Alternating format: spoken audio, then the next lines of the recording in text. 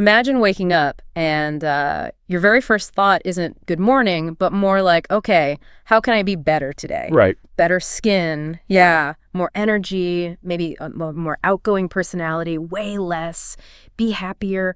I mean, the mental checklist just rules on. It really does. It's this relentless internal monologue, and honestly, for so many of us, it can be just utterly exhausting. This feeling, this like constant pressure to optimize every single aspect of your life. Well, it has a name, betterment burnout. Yeah, we're hearing that term more and more. And a lot of people, especially women, seem to be experiencing it. It's that deep exhaustion where your attempts to make the most out of life actually start actively making it worse. Exactly. It robs you of joy, piles on stress. Totally. And what's really fascinating here is that this isn't just, a personal struggle you might be feeling.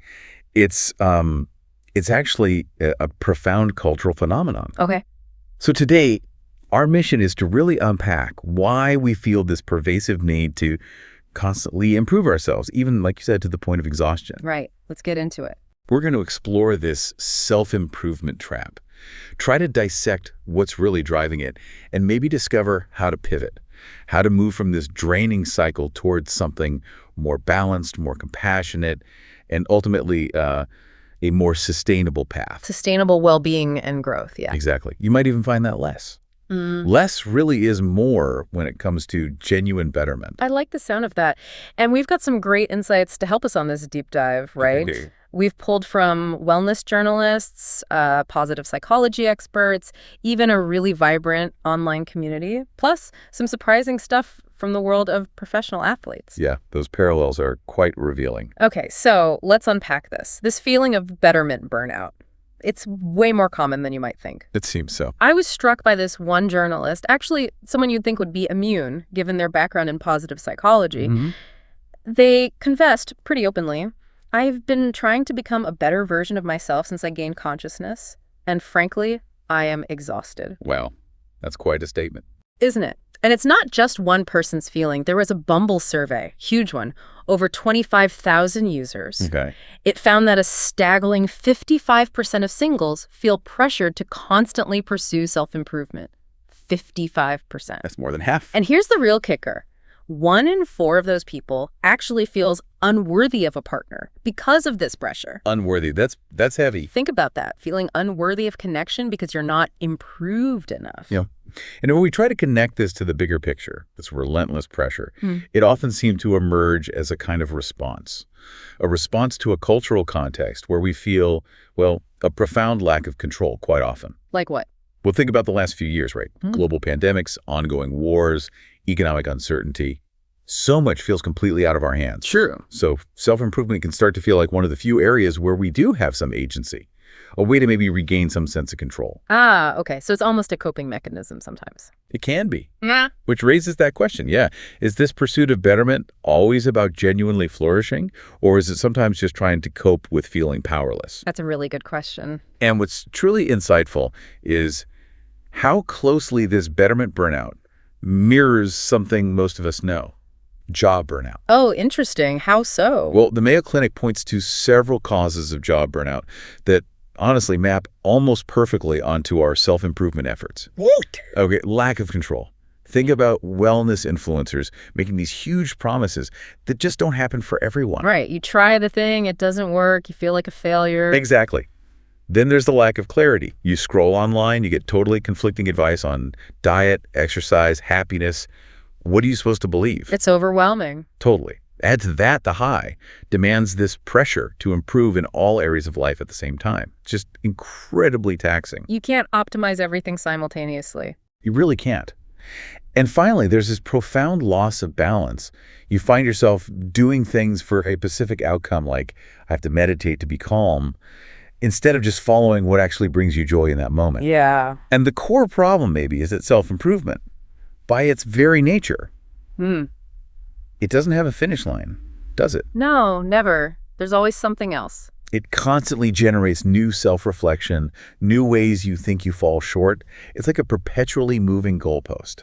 And you mentioned unequal goalposts, too. Right, and that's crucial. These goalposts often aren't the same for everyone, depending on identity, background, circumstances, which just makes genuine satisfaction even harder to grasp. Wow. Okay, so you really hit on something crucial there. This idea that it might be a coping mechanism and how it connects to that inner critic so many of us have.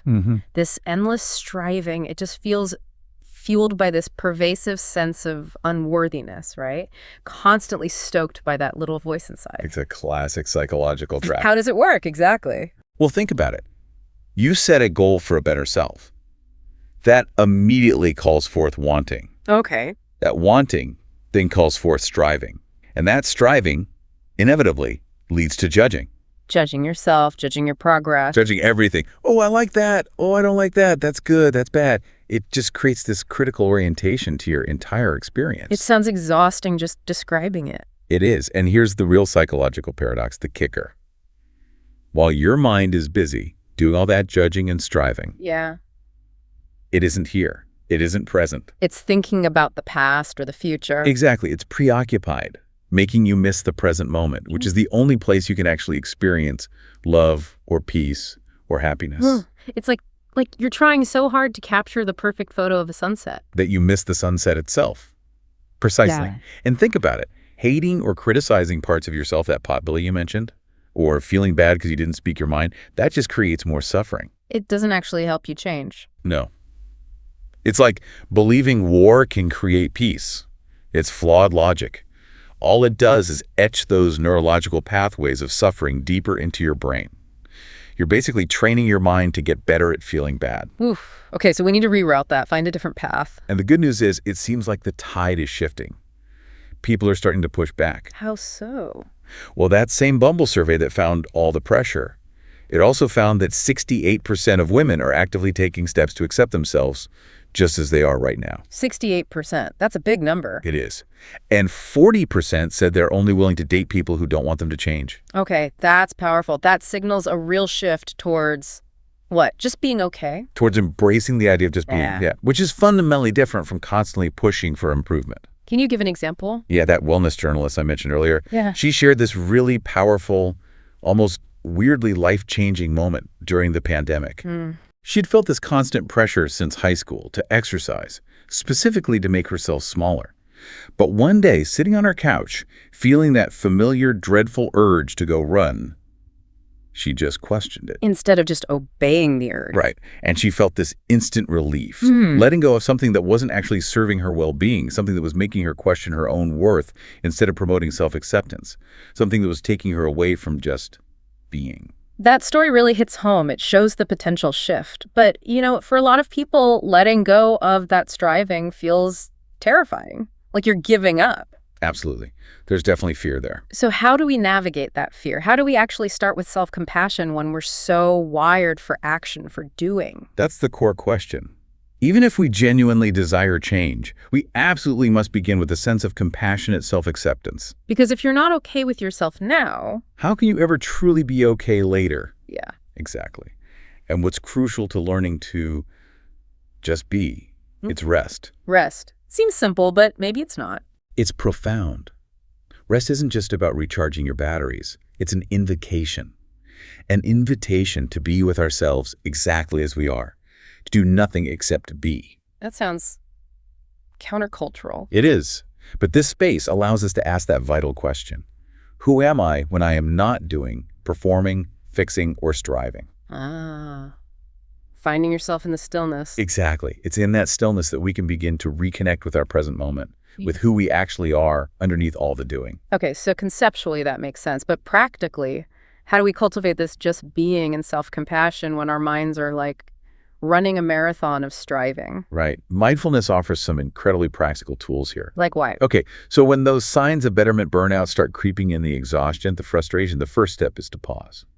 Just pause. Take a couple of deep breaths. Okay, pause and breathe. And then lead with curiosity and compassion. Ask yourself gently, why this need to improve right now? Who or what is driving this feeling? And what if, just as I am in this moment, I am actually enough? What if I'm already worthy? Asking those questions can shift perspective. Hugely.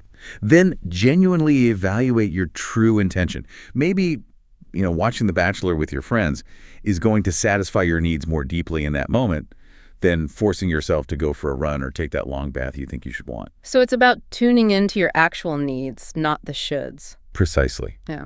It's truly for you to decide what satisfies your needs, free from that external pressure cooker. Okay. What are some other tools? You mentioned mindfulness. Right. One of the most foundational tools is simply mindfulness of breath. Think of it as your instant pause button. How does that work? You just notice your breath, in and out. It's always there. It's your anchor to the now. It stops that frantic future focus, even just for a moment. You don't have to control it or change it. Just observe it, like watching a gentle wave. Simple, but maybe not easy at first. It takes practice. And there's also the 3-minute breathing space. It's a really quick, structured way to step out of that automatic pilot mode we get stuck in. 3 minutes. That seems doable. Totally. You briefly check in, what thoughts are here, what feelings, what body sensations. Then you gently bring your attention to your breath as an anchor for maybe a minute. It helps create that crucial bit of distance from your mind's constant chatter. So it's about creating space, reframing our relationship with our own mind, maybe? Exactly that. And what about our bodies, our daily actions? How do we apply this being there? Good question. How do we bring this into the physical world? Well, first, when it comes to those thoughts, that inner critic, remember this mantra: thoughts are not facts. Okay, say more about that. Our thoughts are just mental events. They come and go like clouds in the sky or like a TV changing channels. The practice is to just observe them without automatically reacting or believing them. That creates distance from the critical mind that wants to judge everything. So noticing thoughts without getting hooked. Exactly. And to befriend feelings and physical sensations, especially uncomfortable ones, we can use a body scan. What's that? It involves bringing a curious, kind of non-judgmental awareness to sensations throughout your body. If you find tension or discomfort, you gently breathe into it. It's about being with what is, rather than fighting it or trying to fix it immediately. Learning to tolerate discomfort, maybe. And learning from it. And for daily life, think about the classic raisin exercise. Ah, yes, the mindful raisin. It's not really about the raisin, is it? It's about training your brain to truly be with any moment. You engage all your senses with just one simple object. It teaches your mind to fully inhabit the present, rather than just rushing through life on autopilot. You can apply that to anything, really. Absolutely. Mindful eating, mindful walking, mindful dishwashing. You can also try categorizing your daily activities. Which ones are nurturing, they fill your cup, which are draining, they empty it, and which will provide a sense of mastery or accomplishment. And then? Consciously, try to increase the nurturing ones and maybe decrease or manage the draining ones. Yeah. Small shifts can make a big difference. Okay, this all sounds like the core message is really about radically shifting our relationship with ourselves. Moving from criticism to compassion, from striving to being. That's a great way to put it. But what about when we do want to grow or change something? How do we make sure that growth doesn't just become another version of this burnout trap? Ah, yes. That's the crucial next step. How do we integrate progress sustainably? Right. And here's an insight I found really interesting. We are here to grow and evolve, and this is actually different from improvement. Ooh, I like that distinction. Evolution versus improvement. Yeah. Evolution, seen this way, is more of an organic process. It's nourished by consistent practice, maybe a supportive community, genuine self-care. And it naturally leads to less self-judgment and more sustainable change rather than forced improvement. Exactly. And this is where the power of small, consistent changes truly shines.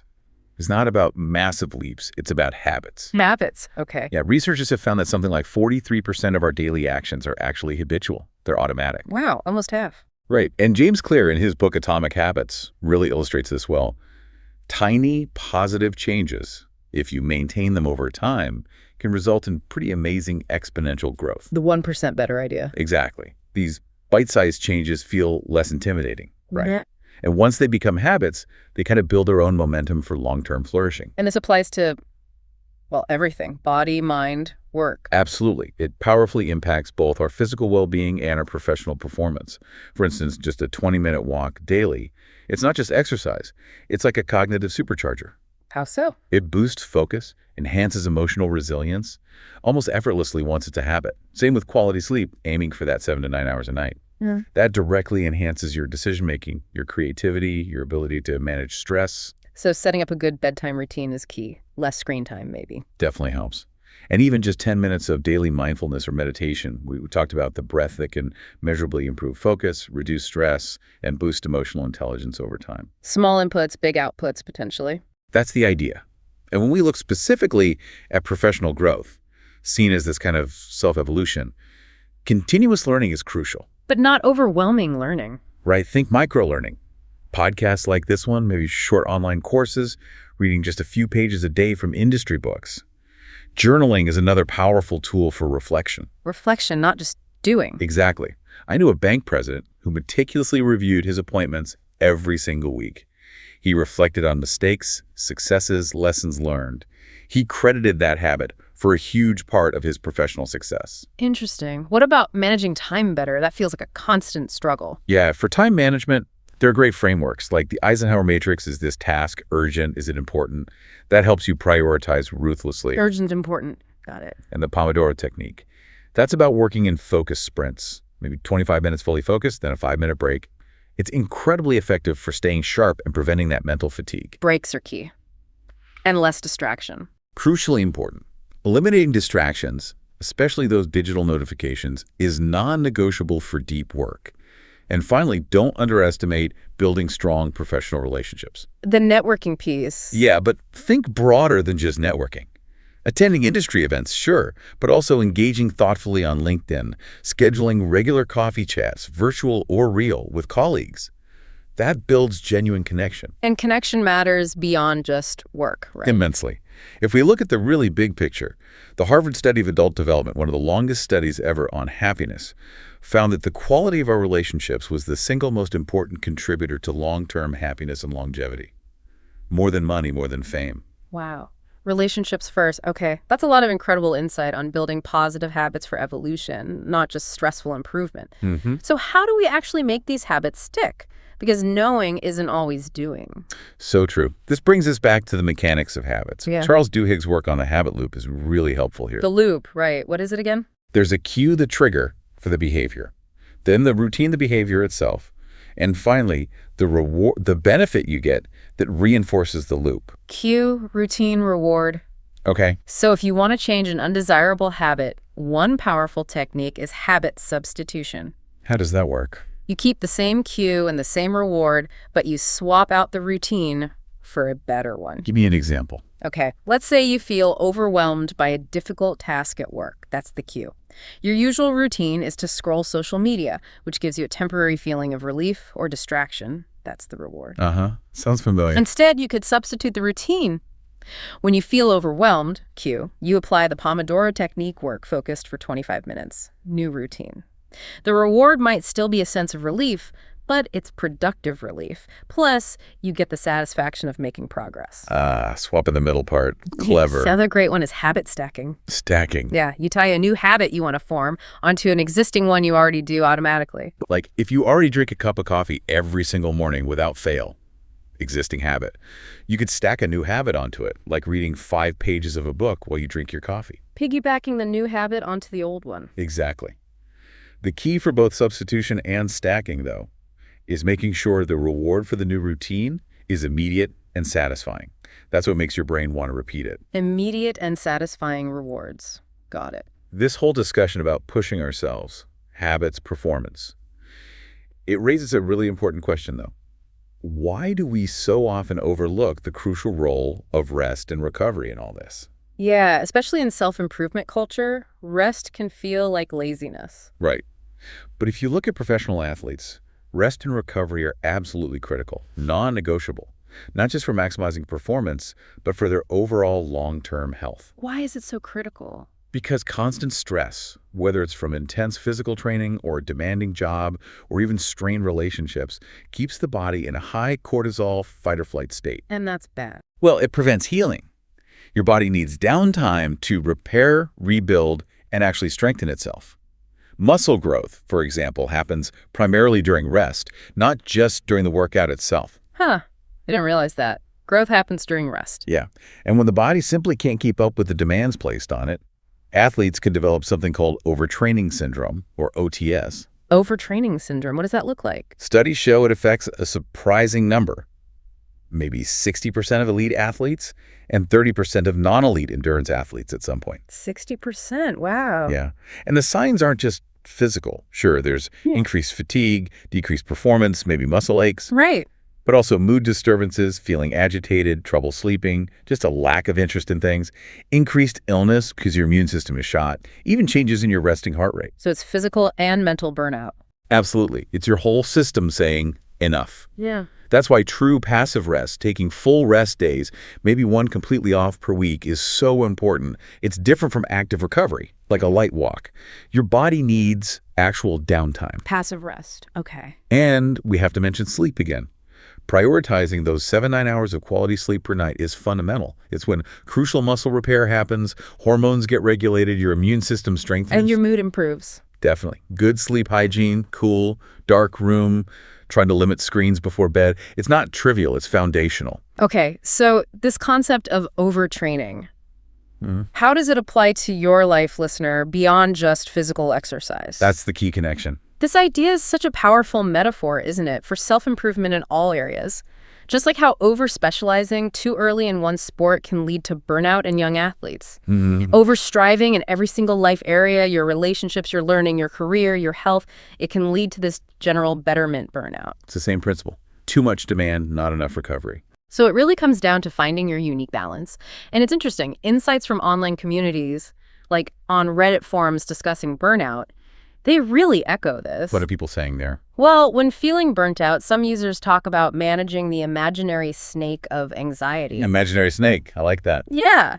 Instead of fighting it head on, they suggest taking little steps, focusing only on what you can actually control, which is often just your reaction. Right. Managing your response. And getting back to basics. Right. Rediscovering hobbies you dropped, prioritizing simple self-care, maybe journaling things you're grateful for, even small things. Grounding yourself. Exactly. And someone mentioned the 90-20 method, working intently for 90 minutes, then taking a full 20-minute break away from the task. It's a great practical example of building that balance into your actual workday. Applying rest principles to mental work. Right. So the core takeaway seems to be you have to find what works for you. Everyone's recovery needs, physically and mentally, are individual. There's no one-size-fits-all prescription. No. You really need to listen closely to your own body and mind. Be intentional, be mindful about your choices, rather than just blindly pushing harder all the time. Beautifully put. Yeah. And ultimately, that's the heart of it, isn't it?